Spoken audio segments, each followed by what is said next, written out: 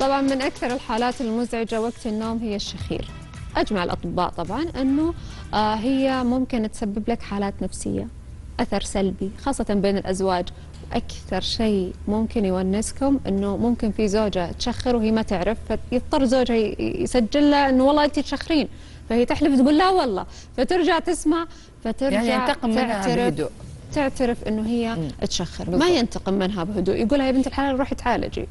طبعا اليوم حنتكلم اكثر عن هالموضوع مع دكتوره لميا الابراهيم. حياك الله. ايش علي؟ هو الرجال ما بيشخر يعني؟ حياك الله دكتوره. لا انا بصراحه مسكت نفسي شوي، قلت ايش هالكاميرات اللي صارت جوالات الكاميرا يعني ما خلصنا من تسجيل الاشياء والناس المجاهره بالسوق، حتى الزوج ما يحلف بيشتغلها كدليل انه بسجلها وهي نايمه. ايوه والله بنت لا يسمح بذلك قانونيا. تسجيل الشخص من غير موافقه. والله جريمه الكترونيه. جريمه الكترونيه. والله صدق جريمه الكترونيه. كم مره نحكي عن الموضوع ده؟ رحت ب60,000 داهيه. ايوه. طيب دكتوره ابغى اسالك، ليش دائما او ليه الشخير بحد ذاته يكون مزعج خاصه يعني بين الازواج؟ يعني لما واحد يكون حاط راسه على المخده يبغى يرتاح يلقى واحد يشخر، والله شيء مزعج. كيف ممكن يتاقلمون مع بعض؟ هي مو فقط بين الازواج، او احيانا بين الاخوه، احيانا بين بس يقدروا يبعدوا. طيب واحد يروح بالصاله، اب يكون يشخر، ام تكون تشخر، يعني في اي مكان، صديقات في غرفه انهم مع بعضهم، الناس اللي مسافرين مع بعض، فهي ما او اخوات مثلا مع بعضهم، فهي ما تشترط انه يكون فقط بين الزوجين. يعني انا هذه صراحه من الاشياء البدع الجديده المتسببين للطلاق، يعني خلصت الاسباب. خلصت الاسباب والله يشخر، ما بقعد معاه انه هو يشخر. يعني هو خليه تقول عليه يشخر، لانه لو طلع ان السبب غير الشخير بيطلعوا سبب ثاني يعني. فخلينا نركز على موضوع الشخير. موضوع الشخير يحمل طبعا ابعاد، اكثر شيء في الغالب ابعاد صحيه يعني. صحيح. كثير من الناس المشخرين اصلا عندهم اضطرابات في النوم، وبعضهم قد يدخل في مرحله اختناق، يعني اختناق وقت النوم، او انهم يكون عندهم سليب ابنيه يسموها. فهذه اصلا تحتاج علاجات صحيه. في مسببات كثيره لنفس الشخير، يعني السمنه تعتبر من احد الاسباب. الناس اللي عندهم الرش حتى الحين نتكلم عليها، اللي عندهم حساسيه الجيوب الانفيه او حساسيه الانف، الناس اللي عندهم تضخم حتى في اللوز او في عندنا مسببات مرضيه، الناس اللي عندهم اصلا هي مشكله الشخير، وغيرها كثير من الاسباب. يعني هذه الاسباب عضويه اسباب عضويه، يعني ما حد وده يشخر انه هو بارادته، هذا شيء خارج عن الاراده. فلما يوصل الوضع انه هو الى الشكوى من طرف الى طرف اخر، اولا طبعا الاعتراف بالمشكله ضروره، وفي طرق كثيره للتعامل معها بسلميه. يعني اعتقد من قديم الزمان مشكله الشخير، وش اللي طلعها الحين طارئ؟ كيف يتعامل معها؟ الحين قال لك صارت تسبب مشاكل نفسيه. من جد؟ مشاكل نفسيه لمين؟ للشخص اللي جنب اللي بيشخر. والله يا عبير صدق. يعني انا اذا بشخر ونايمه فزوجي يتعب نفسيته او العكس. انتوا ما جيلكم مره حساس، يعني تخيلي، يعني حيخرب. انا بالعكس ترى ما هو جيل، انا مالي شغل، انا بقول لك على الحساسيه عندكم جدا جدا عاليه، يعني لدرجه ان واحد نفسيته تتعب وبيطلب تعويض نفسيه، هذا شيء كبير. يعني اقول لك حاجه شخصيه يعني فعلا يعني انا كان يزعجني موضوع الشخير ده، الين يعني من فتره قصيره بدات اصلا ما احس انه في شخير، يعني بدات انه تعودت خلاص مثل صوت المكيف القديم. شكرا. ايوه شفتي دي بقول لك بالضبط. ايوه كأنه صوت المكيف ذاك الشباك، صوت زقزقه العصافير. نفس الشيء. ايوه عشان عندك عصافير في البيت. الزقزقه ليش كل الزقزقات زي زقزقه العصافير؟ حتى الشخير في ناس بيشخروا وكانهم منشار وكانها ارض بيحفروها.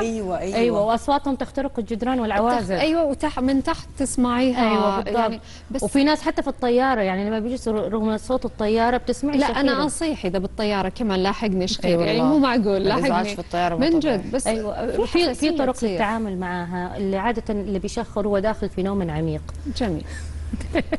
تكلمنا عنها قبل الحلقه لما نعرضها. ما فيها شيء، طلعي كل الكبت اللي في داخلك والحراره. هذه نصيحه الدكتوره لميا حركي راسه بهالشكل، يعني هز المخده. هز المخده. في طريقه كيف كانت ترفسه؟ كل واحده وطريقتها. كل واحده وطريقتها. فعلا موضوع الرفس هذا، يعني هو يقول لك سبحان الله، اصلا اي شخص حتى لو بيشخر والشخص الثاني منزعج منه ممكن تقلبه تقول له غير حركتك. ايوه بس مو تغطي، لكن ارفسيه كذا هذه لا يعني ممكن دفه كذا، عرفتي؟ برفق.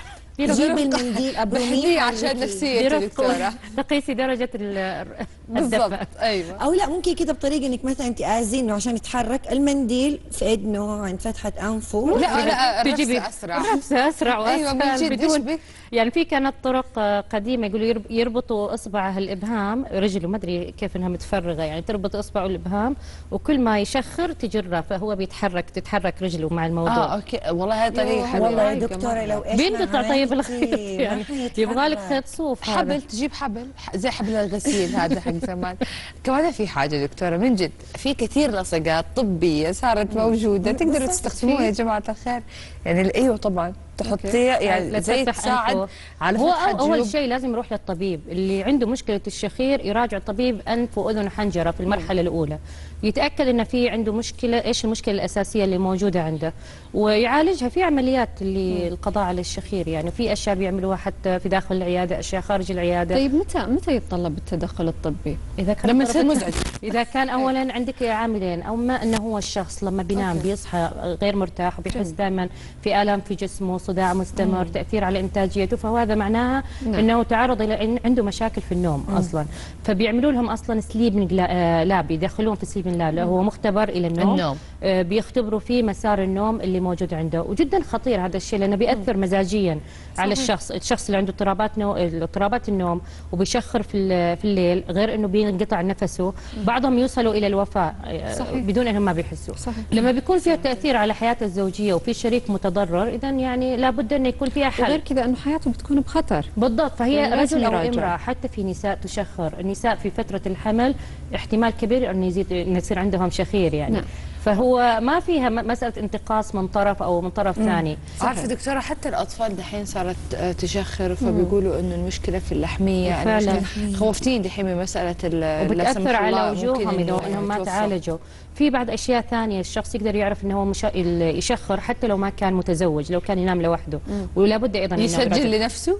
لا ما يسجل لنفسه لما بيصحى عنده الام في الحلق بيحس دائما في جفاف في الفم فهذا يعني مؤشر انه هو لما بينام بيفتح فمه او انه بيشخر فيه ولما بيصحى دائما تعبان ما بيشبع من النوم مهما نام ساعات طويله بيصحى نومه دائما متقطع ما بيرتاح في النوم فيها فهذا ايضا مؤشر انه عنده مشكله في النوم وقله النوم او اضطرابات النوم بتاثر عليه صحيا يعني حتى لها علاقه بالامراض المزمنه. طيب بس يقول لك في اشخاص كمان هي اصلا ما بتشخر بس ممكن يعني يحصل الشخير فتره تعب او يمكن تعب يعني وجهد طول اليوم ولما ننام شخر فعلا.